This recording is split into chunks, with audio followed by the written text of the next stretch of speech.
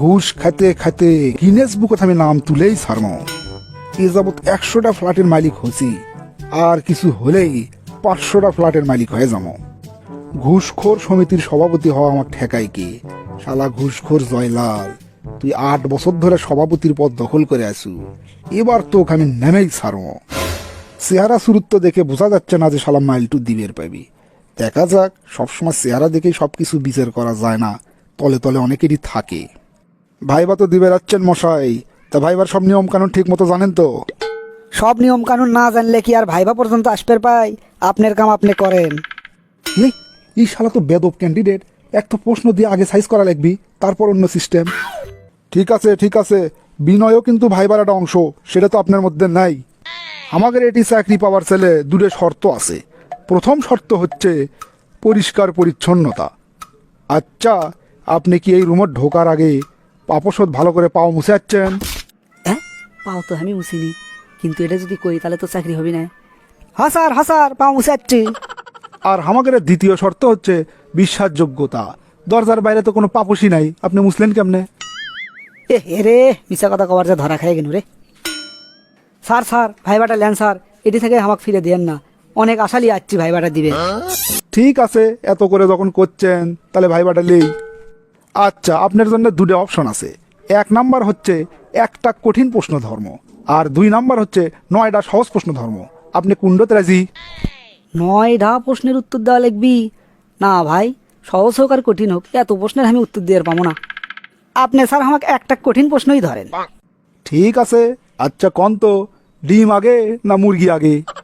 শালা বিটলে লোক রে, এমন প্রশ্ন ধরলু যেটা লিয়ে বিতর্ক চলিচ্ছে যুগ যুগ ধরে, কিন্তু উত্তর তো দেওয়াই লাগবে এটা। স্যার ডিম আগে।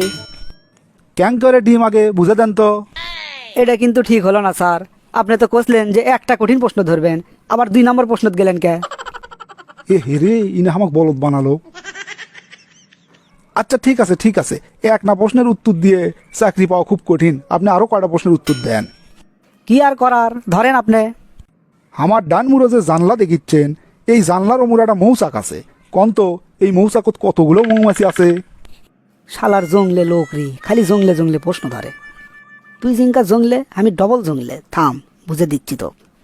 স্যার এই মৌচাকত 2,93,662টা মৌমাছি আছে। বাপরে, আপনি এত সূক্ষ্মভাবে হিসেব কেমনে করে দিলেন, আমার তো বিশ্বাস হচ্ছে না। বিশ্বাস হচ্ছে না? তাহলে জানলাটা খুলে দেন, মৌচাকতাটা ঢেল মারি, তারপরে বসে বসে গণেন। ওরে বিটলে লোক রে। পরের প্রশ্নের উত্তর দেন। একটা লোক 20 মিনিট ধরে মাথার পানি ঢালিচ্ছে, তাও তার চুল ভিজিচ্ছে না। কৃষক কন্ত। এটা একটা প্রশ্ন ধরলেন স্যার, মাথার যদি চুল না থাকে তাহলে ভিজবি কেমনে? বাপরে, এক তো কোনো প্রশ্ন করে আটকান যাচ্ছে না, তাহলে আমি ঘুষ খামো কেমনে এক থেকে? আপনাকে যদি একটা অফার দেওয়া হয়, সেনাবাহিনী, নৌবাহিনী অথবা বিমান বাহিনী, এই 3 বাহিনীর মধ্যে যে কোনো এক বাহিনীর চাকরি আপনাকে দেওয়া হবে, আপনি কোন বাহিনী অগ্রাধিকার দেবেন? অবশ্যই স্যার বিমান বাহিনী। কে বিমান বাহিনী কে? কারণ যুদ্ধের ময়দানের থেকে যদি পলান লাগে, তাহলে একমাত্র বিমান বাহিনীতেই 500 কিলোমিটার গতিতে পলান সম্ভব। পায়ে গেছি। কুটি, আপনি যুদ্ধ জয়লাভ করার চিন্তা করবেন, আগেই পরাজয়ের কথা ভাবে পলালেন, আপনাকে তো আমরা চাকরি দেবো না। আপনি চাকরি দেবেন না? আপনার বাপ শুদ্ধ চাকরি দিবি। তলে ভিপ কেস আছে, কয়টা বান্ডিল লাগবে সেটা কন। এই তো কেবল আসল কথা কুসু, এটাই তো আমি চাচ্ছি না।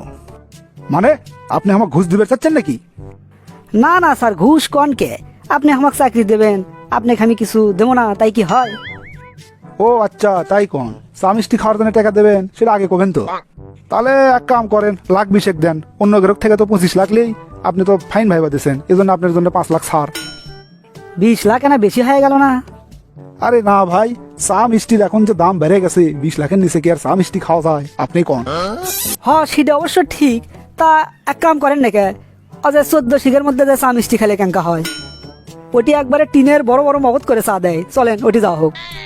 ওই মিয়া, ওই কি আবল তাবল কথা করছেন আপনি?